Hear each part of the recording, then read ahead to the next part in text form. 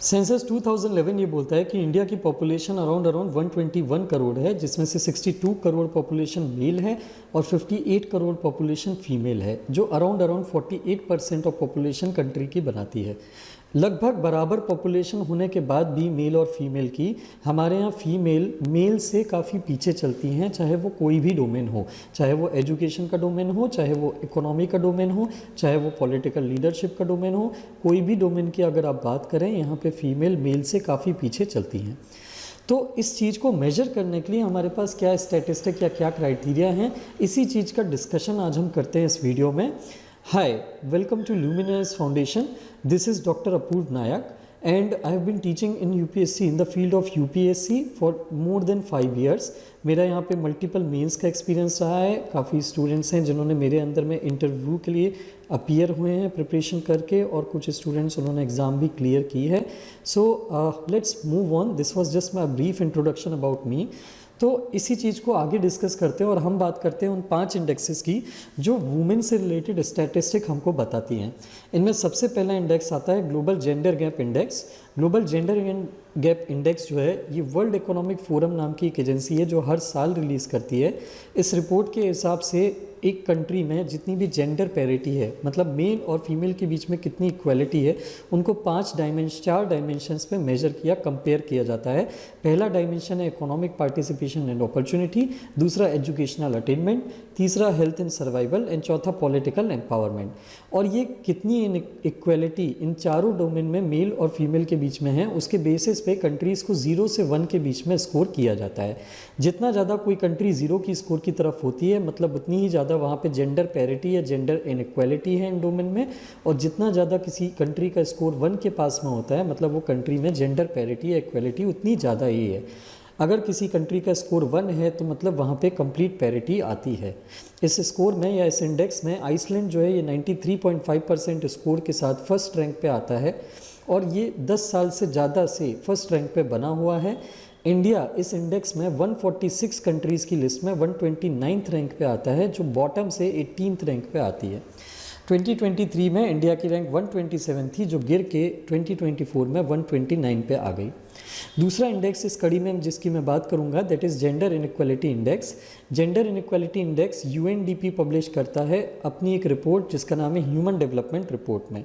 इसके अंदर में ये जेंडर मेल और फीमेल के बीच में 3 की डायमेंशन पे इनइक्वालिटीज़ को मेजर करता है: रिप्रोडक्टिव हेल्थ, एम्पावरमेंट और लेबर का मार्केट, मतलब लेबर में मेल के कंपैरिजन में फीमेल कितना पार्टिसिपेशन कर रही है। और इन 3 डायमेंशन पे ये मेल और फीमेल के इनइक्वालिटी को देखते हुए कंट्रीज़ को 0 से 1 के बीच में स्कोर करता है, जिसमें जितनी कम इनइक्वालिटी होगी मतलब उतना स्कोर कम होगा। मतलब अगर किसी कंट्री का स्कोर 0 है या 0 की तरफ है, मतलब वहाँ पे जेंडर इनइक्वालिटी ना के बराबर है और जेंडर इक्वालिटी ज़्यादा से ज़्यादा है, और जहाँ पे 1 का स्कोर है वहाँ पे इनइक्वालिटी हाईएस्ट है। इस इंडेक्स में इंडिया की रैंक 193 कंट्रीज़ में 108 है, जिसमें इंडिया का स्कोर 0.437 है GII 2022 में। 2021 में इंडिया की रैंक 122 थी, जो बेसिकली काफ़ी हद तक इम्प्रूव हुई है, यहाँ पे 108 पे आ गई है। इसके बाद एक तीसरा इंडेक्स आता है gender social norms index GSNI।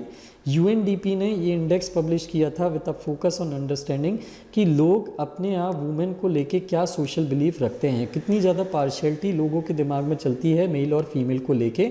4 dimension में ये कंपेयर करते हैं। तो इसमें आता है पहला पॉलिटिकल, दूसरा एजुकेशनल, तीसरा इकोनॉमिक और चौथा फिजिकल इंटीग्रिटी।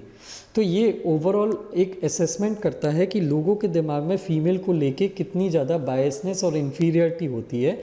इस इंडेक्स के अंदर में 85% ग्लोबल पॉपुलेशन को कवर किया था, इनसे सर्वे किया गया था और उनसे कुछ क्वेश्चन पूछे गए थे, जिसमें उनसे ये पूछा गया था कि इन पर्टिकुलर रोल में आपको क्या लगता है, मैन ज़्यादा अच्छा परफॉर्म करेंगे या वुमेन ज़्यादा अच्छा परफॉर्म करेंगे। और ये जो ग्लोबल सर्वे हुआ था, इसमें 10 में से 9 लोगों ने ऐसा माना कि वुमेन को कहीं ना कहीं उनकी किसी न किसी पोजीशन में उनके माइंड में उनको लेके इन्फीरियरिटी थी। मतलब 10 में से 9 मेन, और ना सिर्फ मेन, वुमेन भी ऐसा मानते हैं कि कि कुछ पोजीशन में मेन जो हैं ये वुमेन से ज़्यादा अच्छे काम करने की कैपेबिलिटी रखते हैं।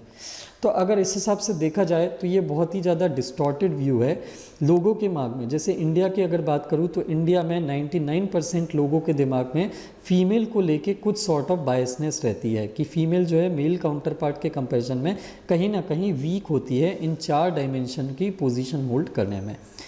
तो अगर हम इस चीज़ को देखें तो हमको ये भी समझ में आता है कि Y women is lagging behind. लोगों के दिमाग में ही जो बायस भरी हुई है ये वुमेन को कोई किसी फील्ड में आगे बढ़ने से रोकती है, सोशल रिस्ट्रिक्शन लगा के, डायरेक्टली या इनडायरेक्टली। उसके बाद चौथा इंडेक्स आता है वुमेन्स एम्पावरमेंट इंडेक्स, WEI। ये UNDP और UN वुमेन ने मिलके बनाया था। इसके अंदर में ये 5 डायमेंशन में वुमेन का एम्पावरमेंट देखते हैं, जिसमें आता है health, education, inclusion, decision making and violence against women. ये 5 डायमेंशन में असेसमेंट करके ये कंट्रीज़ को 0 से 1 के बीच का स्कोर देती हैं, जिसमें जो कंट्री जितना 1 के साइड स्कोर कैरी करती है मतलब उस कंट्री में वुमेन का एम्पावरमेंट उतना ही ज़्यादा है।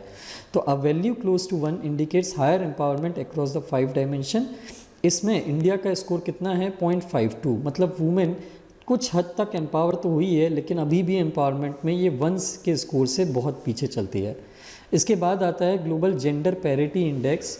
ये एक कंपोजिट इंडेक्स है जो UNDP और UN वुमेन नाम की एक एजेंसी ने मिलकर बनाया है, जिसमें ये वुमेन का अचीवमेंट जो है उसका स्टेटस कैरी करती हैं। मेन के कंपैरिजन में वुमेन का अचीवमेंट एसेस करती है 4 डायमेंशन में। There is first life and good health, second education, skill building and knowledge, तीसरा labour and financial inclusion and चौथा पार्टिसिपेशन इन डिसीजन मेकिंग। ये 4 डायमेंशन में वुमेन मैन के कंपैरिजन में कितना इक्वल या इनइक्वल हैं, इसके बेसिस पे ये कंट्रीज़ को स्कोर करती हैं।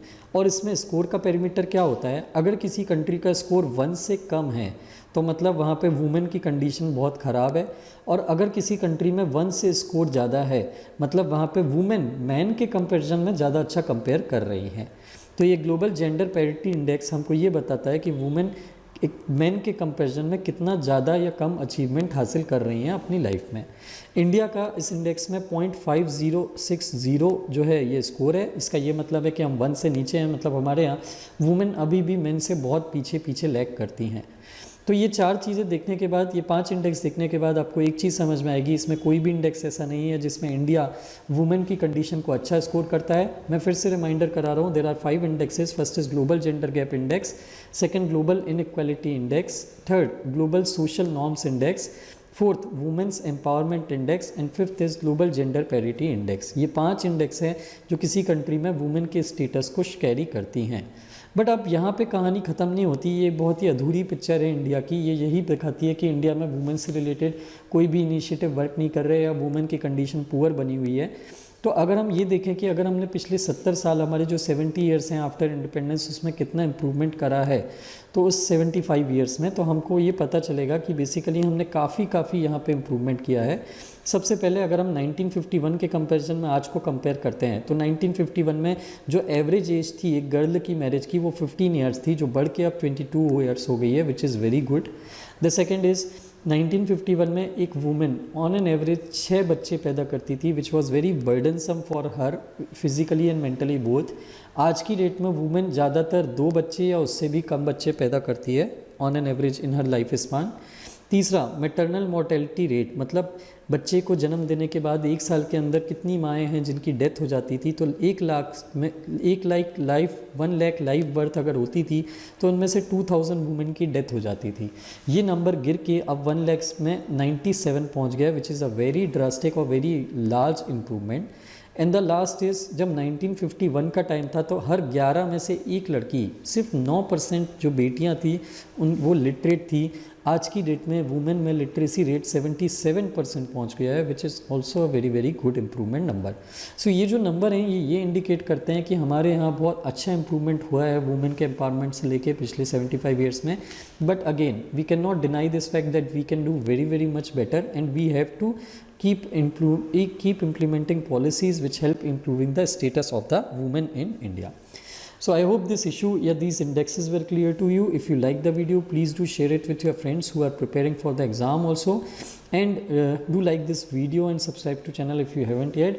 हमारा एक टेलीग्राम चैनल भी है जिस पे आप रेगुलर अपडेट के लिए हमको ज्वाइन कर सकते हैं, जिसकी लिंक आपको इस वीडियो के डिस्क्रिप्शन बॉक्स में मिल जाएगी. Thank you very much for watching the video.